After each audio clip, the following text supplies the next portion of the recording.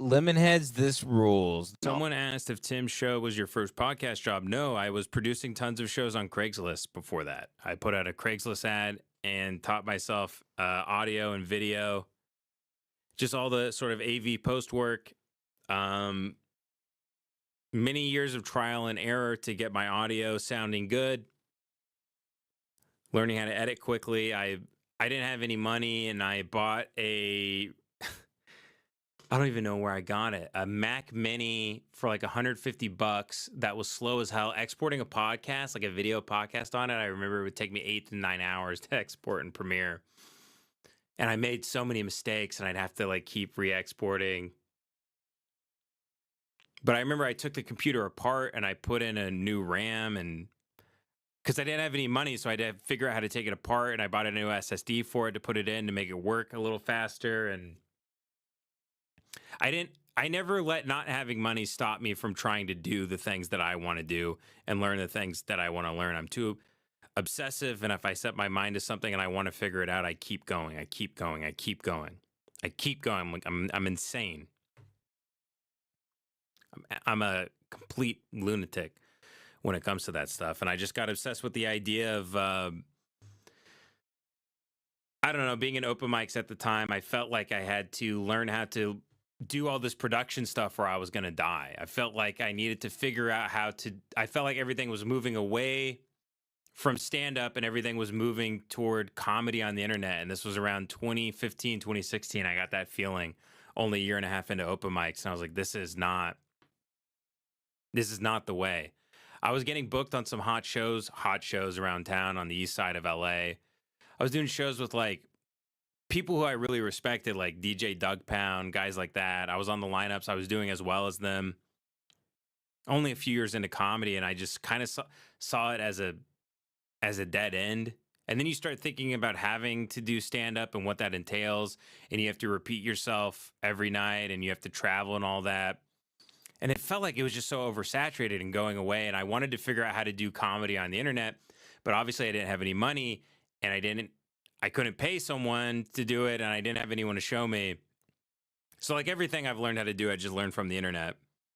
And as soon as I learned how to do audio and video stuff, and I was making just bullshit in my garage because I painted all the walls green, and that's where me and Tim made a lot of the sketches. He'd fly in from New York, stay at my place.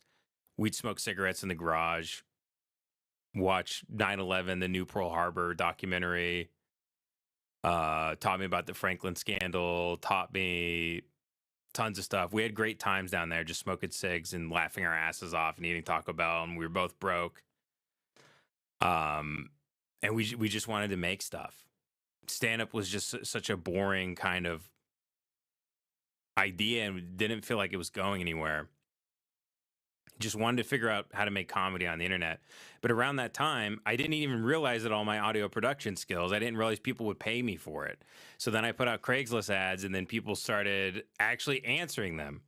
And before I knew it, I was producing like 7 podcasts, driving across LA, going to the Valley, meeting people. From there, being like, oh, well, my buddy wants to do a podcast. Could you set up his studio? Sure, I charge this much. Okay, cool. Charge this much per episode. How do you get on Apple Podcasts? How do you get on Spotify? How do you get on YouTube? And I just went from there. I have a degree. I have a bachelor's in advertising. That's what I have. I don't know shit. But I just taught myself how to do all this stuff. You know, I started making comedy sketches when I think the first comedy sketch I probably made when I was like 9 years old on my home video camera, because I wanted to be like Saturday Night Live. And I would get Jace to be in them, and Cole, my little brother, and Ellen. And I taught myself how to edit in Windows Movie Maker. And we made hundreds of those things. And then in high school, I started making comedy sketches, made a bunch of those. Stand-up was the furthest thing from my mind. But I just love making, coming back to making a sketch for Lemon Party every week and being put up against the wall and having to think of something. The fact that we've done it 4 weeks in a row, coming to them with an idea and then editing it and pulling it off, and you guys thinking it's funny and liking that aspect of the podcast, it really makes me happy and makes me remember why I got into this to begin with. Wasn't necessarily to be a broadcaster. I just always liked making funny videos.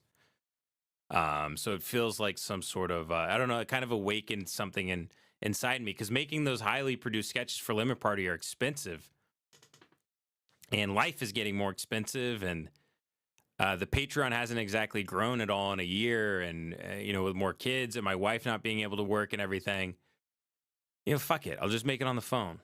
Who cares? You got a phone, shoot it. Who cares if the audio is not great? Just make something funny, make people laugh. Motherfuckers just want to laugh. So, but yeah, that's the long of the that's the long of it. Jack. I'm switching things up, and I get all these nasty comments. Somebody said it wouldn't be Friday without your Savinelli, and you got me all screwed up. I don't know what day it is.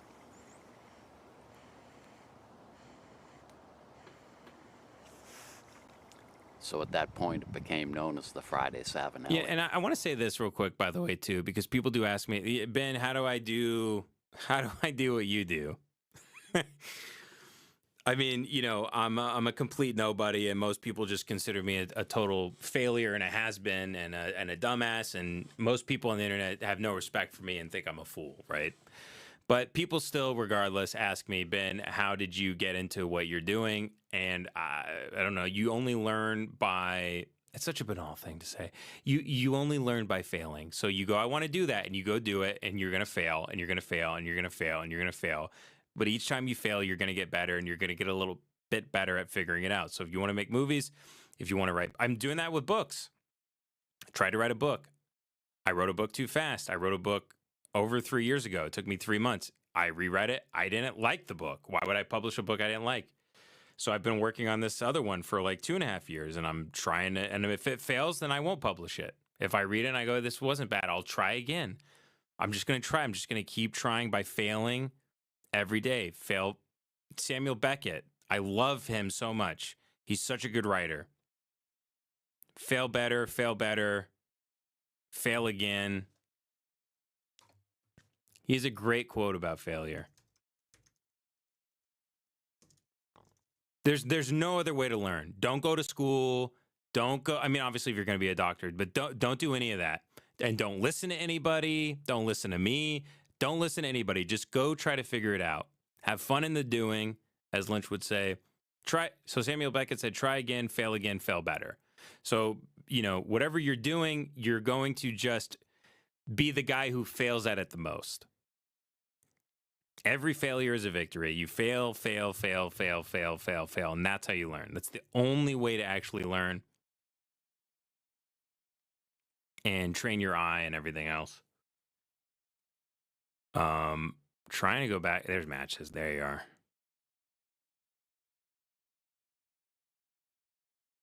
Thank you, Monster. God bless you.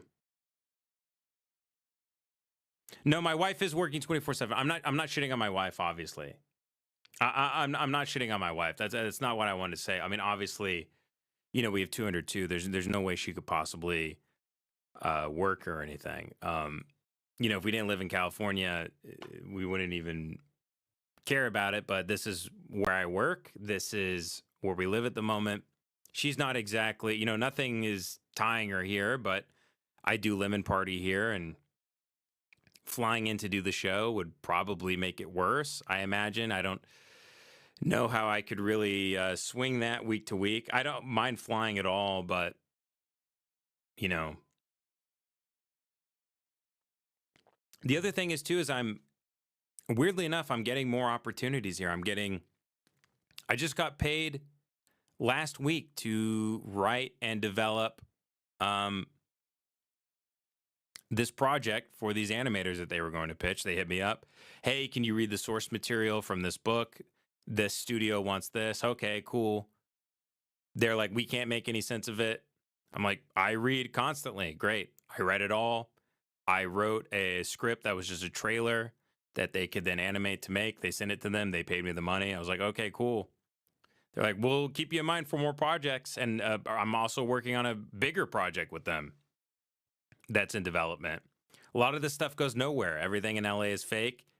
As Dennis Johnson said, everybody in Beverly Hills has had their head shot off by money.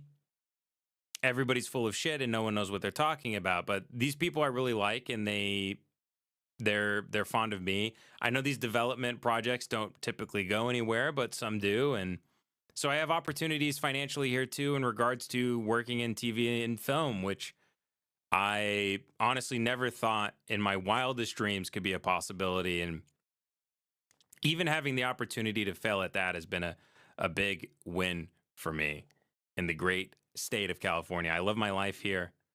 Financially, it's not easy, but financially, it's really not easy for anyone anywhere. So, but I mean, who cares? You have kids, you financially don't move the needle for a few years. That's fine. It is what it is. Your kids are money in the bank. Your ideas are money in the bank. Your ability to be present is money in the bank. Meditation is money in the bank. Other things have value other than just, financial currency.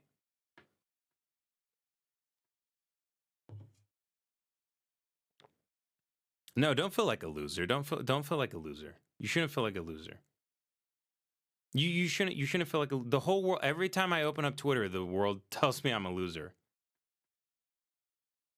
Don't let people don't tell yourself you're a loser. You got to cut that talk out.